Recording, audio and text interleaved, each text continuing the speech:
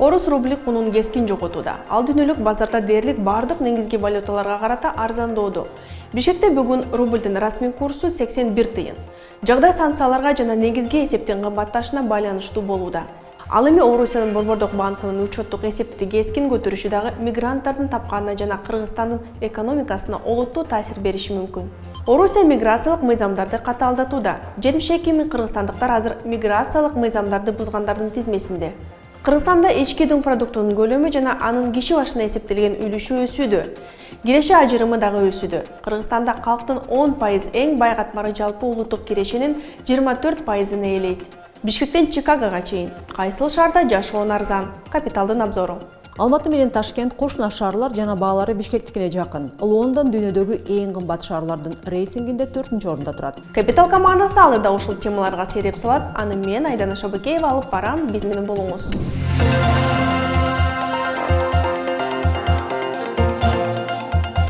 Орусия рублинин курсу кескин түштү. Бишкекте бүгүн рубль 81 тыйындан сатып алынып, жана 85 тыйындан сатылууда. Орус акчасы бардык негизги валюталарга карата арзандоодо. Доллар 105 рубльден ашты. Евронун курсу 111 рубльга жетти.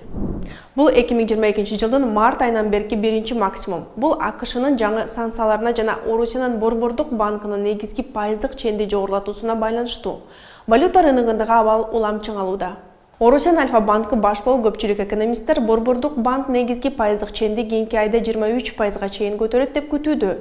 Орусиянын Борбордук банкы октябрь айынын аягында негизги пайыздык ченин рекорддук 21%-га көтөрүү менен мурда болуп көрбөгөн кадамга барган.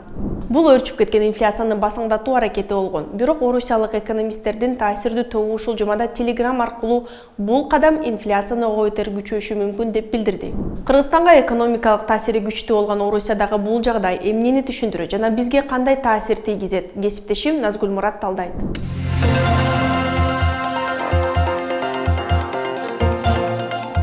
Акчаны нан же бензин сыяктуу товарды элестетип көрсөңүз, пайыздык чен бул акчанын баасы. Ал эми негизги пайыздык чен бул өлкөнүн Борбордук же улуттук банкы коммерциялык банктарга берген кредиттин үстөк пайызы.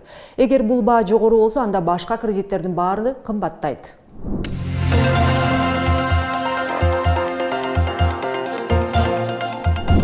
Эл аралык валюта фонду быйылкы жылы Орусиянын ИДПсы 3,6%-га өсүшүн күтүүдө.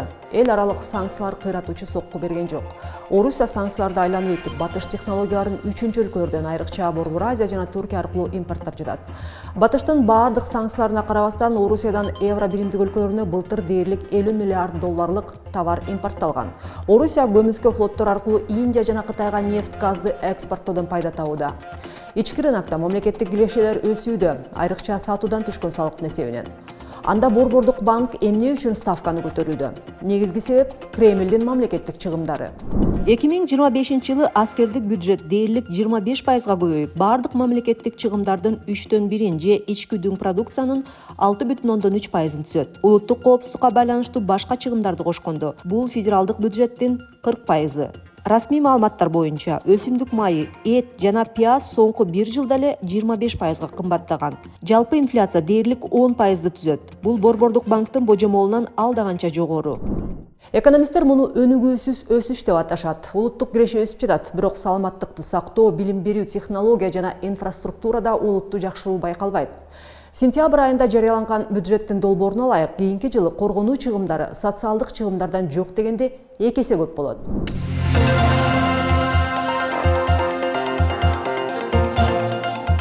Эң алды менен кредиттердин кескин кымбатташы. Ипотека, автокредиттер, керектөө кредиттер баары бир топ кымбаттайт. Демек, ай сайын төлөнүүчү төлөмдөр көбөйөт. Көптөгөн карыз алуучулар жаңы кредиттерди ала алышпайт. Борбордук банктын чечими орусиялык банктарда кредит жана ипотека боюнча пайыздык чендердин дароо жогорулашына алып келди. Мисалы, Сбербанк ипотека боюнча пайыздык чендерди 3% пунктка көтөрдү. ВТБ, Альфа банк жана Газпром банктагы өз чендерин көтөрдү. Керектөө кредиттер да кымбаттады. Депозиттердин кирешелүүлүгү жогорулагандыктан адамдар коротуунун ордуна сактоого өтүшөт. Бирок бийик инфляция депозиттердин реалдуу наркын жеп коет. Кредиттер кымбаттаганда адамдар насыя боюнча төлөмдөргө көбүрөөк акча коротууга аргасыз болушат жана башка чыгымдарга акчасы ашпайт. Бул суроо талаптын төмөндөшүнө, кесепетинде экономиканын жайланышына алып келет. Кредиттештирүүнүн чектелүүлүгү жана керектөөчү суроо талаптын төмөндөшү бизнес үчүн терс таасирин тийгизип, массалык жумушсуздукка алып келиши ыктымал. Ошентип Орусиянын Борбордук банкы тышкы шокко учураган шартта катуу чараларды колдонууда. Бирок бул саясат канча убакытка созулат? Чоң суроо. Борбордук банк инфляцияны 4% максаттуу деңгээлге кайтаруу үчүн узак убакыт бою жогорку негизги пайыздык ченин кармап туруу зарылдыгын белгилейт.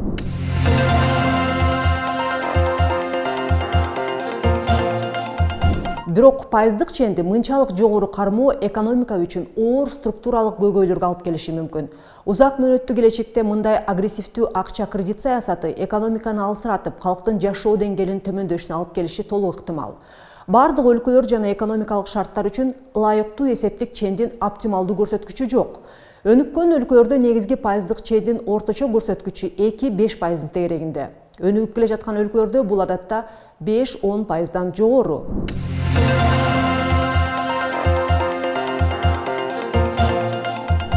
Орусияда пайыздык чендердин жогорулашы кыргызстандык мигранттардын кирешесине терс таасирин тийгизип, Кыргызстанга акча которуулардын көлөмүн азайтышы мүмкүн. Бул өз кезинде керектөөчү суроо талаптын төмөндөшүнө жана инфляциянын өсүшүнө алып келет. Жогорку пайыздык чендердин натыйжасында Орусияда экономикалык өсүштүн жайлашы эки өлкө ортосундагы экспорт жана импорттун көлөмүнө таасир этиши ыктымал. Орусияда кыргыз товарларда болгон суроо талаптын төмөндөшү ыктымал сценарий. Валюталык тобокелдиктин оң дагы, терс дагы таасири болушу мүмкүн.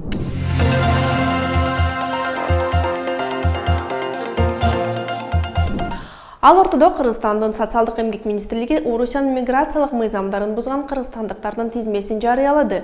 Тизмеде 72 000 кыргыздар бар жана ал мигрант чекит KG порталына жарыяланды.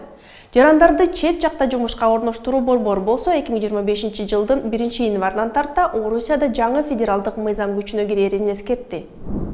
Ага ылайык убактылуу жашоого уруксаты, туруктуу жашоого уруксаты же эмгек граждандык укуктук келишими жок чет өлкөлүк жарандар Орусия аймагында бир календардык жыл ичинде 90 күндөн ашык жүрө албайт. Ошондой эле 2025 жылдын 5-февралынан тартып Орусияда Россия Федерациясындагы чет элдик жарандардын укуктук абалы жөнүндө мыйзамга киргизилген өзгөртүүлөр да күчүнө кирет.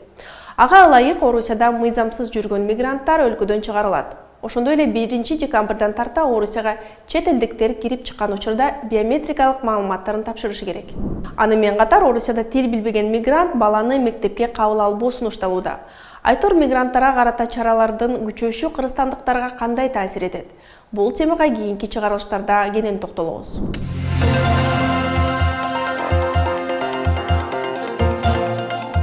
Кыргызстандын министрлер кабинети ушул жылдын соңуна чейин ички дуң продуктунун адам башына эсептелген үлүшү $2,500 жетерин билдирди.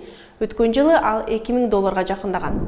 Бирок ошол эле маалда кирешелердин теңсиздиги дагы өсүүдө. Бириккен Улуттар уюмунун 2023 жылдагы адам өнүктүрүү боюнча докладына ылайык Кыргызстанда калктын 10% эң бай катмары жалпы улуттук кирешенин 24%-ын ээлейт. Ал эми эң кеде калктын 40% болгону 22,5%-ын ээлик кылат.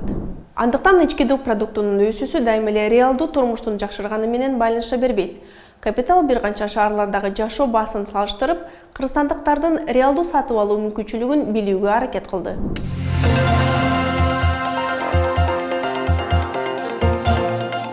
Биз Бишкек, Ташкент, Алматы, Чикаго жана Лондон шаарларындагы жашоо баасын салыштырып көрүүнү чечтик. Алматы менен Ташкент кошуна шаарлар жана баалары Бишкектикине жакын. Лондон дүйнөдөгү эң кымбат шаарлардын рейтингинде 4-орунда турат.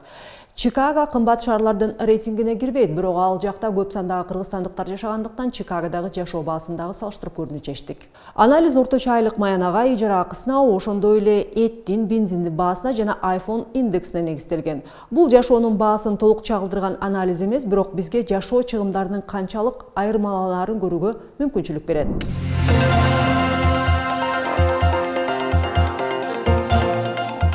Алгач бул шаарлардагы айлык маянанын орточо деңгээлин карап чыгалы. Бардык маалыматтар улуттук статистика комитеттери сыяктуу расмий булактардан алынды. Бирок эсеп үчүн бардык салыктар жана социалдык төлөмдөрдөн кийин колго тийген таза айлыктын көлөмүн алдык. Маалыматты ыңгайлуу кабыл алуу жана так анализ жүргүзүү үчүн бардык валюталар АКШ долларына которулган. Бул шаарлардын ичинен эң төмөн айлык акы Бишкекте катталган $360 түзөт. Андан кийин Ташкент $500, Алматыдагы орточо айлык акы $687, Дүйнөдөгү кымбат шаарлардын бири болгон Лондондо орточо айлык акы $4627. Ошону менен бул 5 шаардын ичинен эң жогорку айлык акы Чикагодо катталган $4900.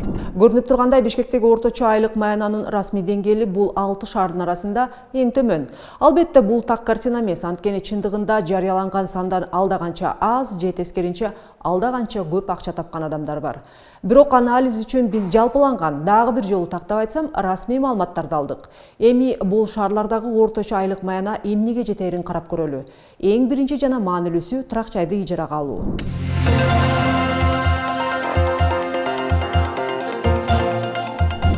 Эң байкалган айырмачылык бул батирдин ижара акысы жана коммуналдык чыгымдар.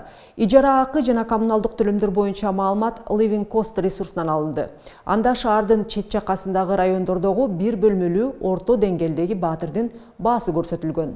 Бишкек жана Ташкентте бир бөлмөлүү батирдин орточо ижара акысы жана коммуналдык төлөмдөр айлык маянанын 92%-ын түзөт. Бул бюджеттин негизги бөлүгү. Мындай айтканда, Ташкент менен Бишкекте өз үйүң болбосо орточо айлык маянага жашоо мүмкүн эмес. Алматыда бул көрсөткүч бир аз жакшыраак, 64%. Лондондо орточо айлык алган адам тапканынын дээрлик жарымын ижара акы жана коммуналдык төлөмдөргө коротот. Ал эми Чикагодо ижара акысы жана коммуналдык төлөмдөр айлык маянанын 32%-ын түзөт.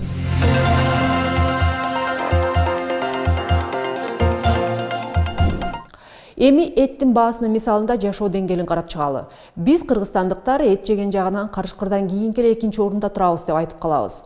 Эгер чынында эле ушундайбы же жокпу, карап көрөлү. Бааларды салыштыруу үчүн уй этин алдык. Маалыматтар дүйнөнүн ар кайсы шаарларындагы жашоо баасын реалдуу режимде көзөмөлдөгөн Living Cost ресурсунан алынды. Ооба, чынында 5 шаардын ичинен эң арзан эт Бишкекте. Бирок Бишкекте 1 килограмм уй эти орточо айлык маянанын 2%-ын жеп коет. Бул салыштырмалуу жогорку үлүш. Башкача айтканда, Бишкекте орточо айлык маянага болгону 49 килограмм эт сатып алууга болот. Ташкентте 60 килограмм, Алматыда 90 килограмм. Чикагодо жана Лондондо уй эти абсолюттук сандарда кыйла кымбат, бирок бюджеттин алда канча аз бөлүгүн ээлейт. Бул шаарларда кирешенин деңгээли жогору болушуна байланыштуу. Мисалы, лондондук бир айлыгына 300 килодон ашуун уй этин ала алса, Чикаго жашоочусу 265 кило эт ала алат.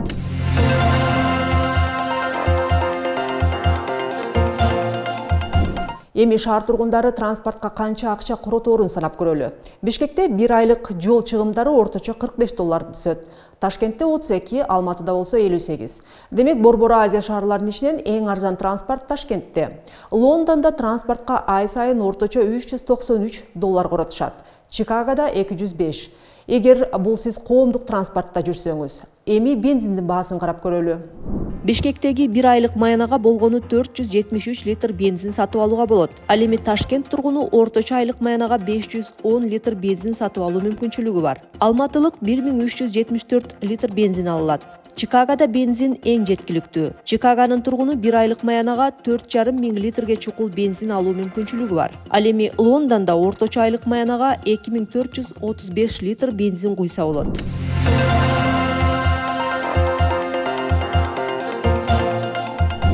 iPhone индекси iPhone баасынын орточо айлык маянага болгон катышын чагылдырган индекс. Башкача айтканда, бул ар кайсыл өлкөлөрдөгү шаарлардагы калктын реалдуу сатып алуу жөндөмдүүлүгүн чагылдырган көрсөткүчтөрдүн бири. Мисал катары биз эң арзан комплектациядагы жөнөкөй iPhone 16-ны алдык. Чикагодо бир айлык маянага дээрлик 6 iPhone 16-ны сатып алса болот. Лондондо 4,5. Алматыда орточо айлык маяна iPhone 16-нын баасынын 79%-ын түзөт. Ташкентте iPhone 16-ны алуу үчүн 2,5 ай, ал эми Бишкекте 3 ай иштөөгө туура келет. iPhone индекси өнүккөн жана өнүгүп келе жаткан өлкөлөр ортосундагы жашоо деңгээлинин олуттуу айырмасы бар экенин дагы бир жолу тастыктап турат.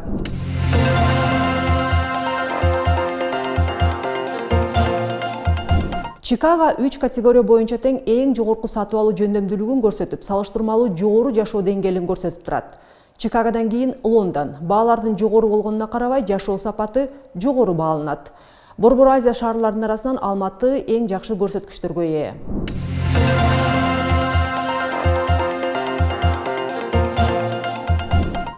Бай жана кете өлкөлөр ортосундагы айырмачылык улам чоңоюуда. Бириккен Улуттар уюмунун 2023 жылдагы адам өнүктүрүү боюнча докладына ылык, дүйнө жүзү боюнча жашоо деңгээли жалпысынан жакшырганы менен бай жана кете өлкөлөр ортосундагы айырма кескин өскөн.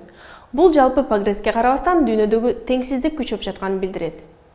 2022 жылы Кыргызстан адам өнүктүрүү индексинде 193 өлкөнүн ичинен 117 орунду ээлеп, 2021 жылга салыштырмалуу бир баскычка жогорулаган. Бириккен Улуттар Уюму теңсиздикти азайтуу үчүн Кыргызстанга демократияны чоңдоо жана жеке сектордун таасирин күчөтүүнү сунуштайт. Жеке сектор жаңы жумуш орундарын түзүп, салыктарды төлөп, инфраструктураны өнүктүрүп, калктын жашоо сапатын жогорулатат.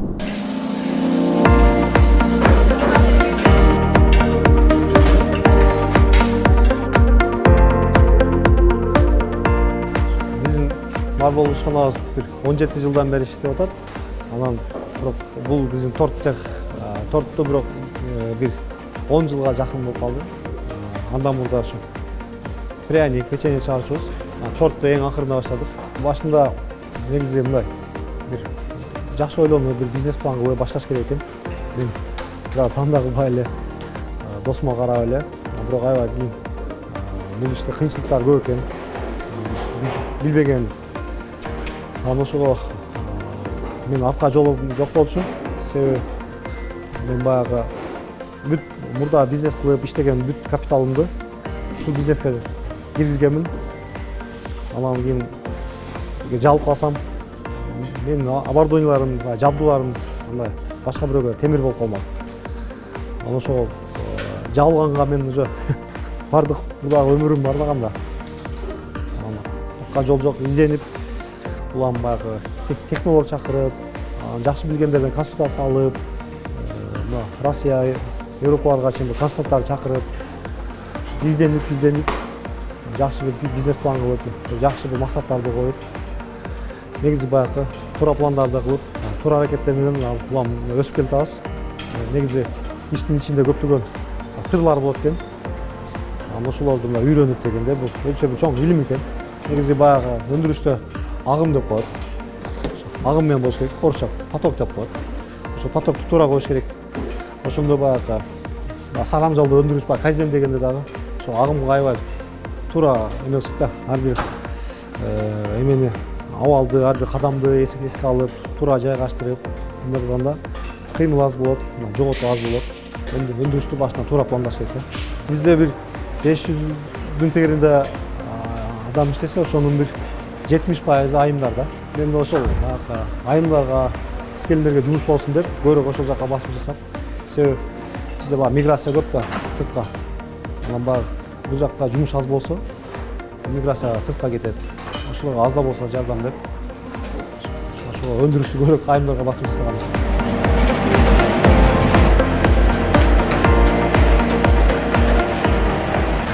Бул цехте бизде кондитер багында 3-4 цех бар. Бул цехте көбүнчө ошо пряник, кекс, анан печеньянын кээ бир түрлөрү чыгат. Анан баягы негизи азык продукция сапаттуу болсо, конкуренция атаандашка туруштук берип, содасы мындай өсөт экен да. Анан эгерде сапаты жакшы болбосо, ал эл тез эле тандап содасы басаңдап жүрүп, ассортименттен чыгып калат да.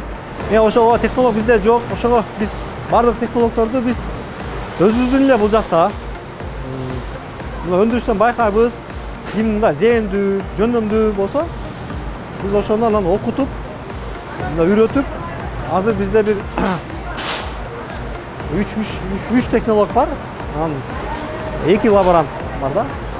Жалпы 5 команда. Анын бардыгы бар болду, жөнөкөй эле жумушчу болуп башташкан да. Адамдардын ичинде таланттар бар, байкап, ошолорду окутуп үйрөтүш керек да.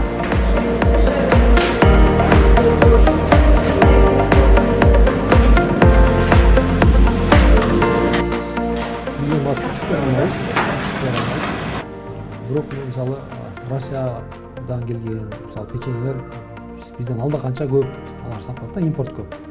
Ошон үчүн биз биринчи орунда ички рынокто атаандашка туруштук берүүгө аракет кылыбыз керек. Ошого аябай тобокелдер көп.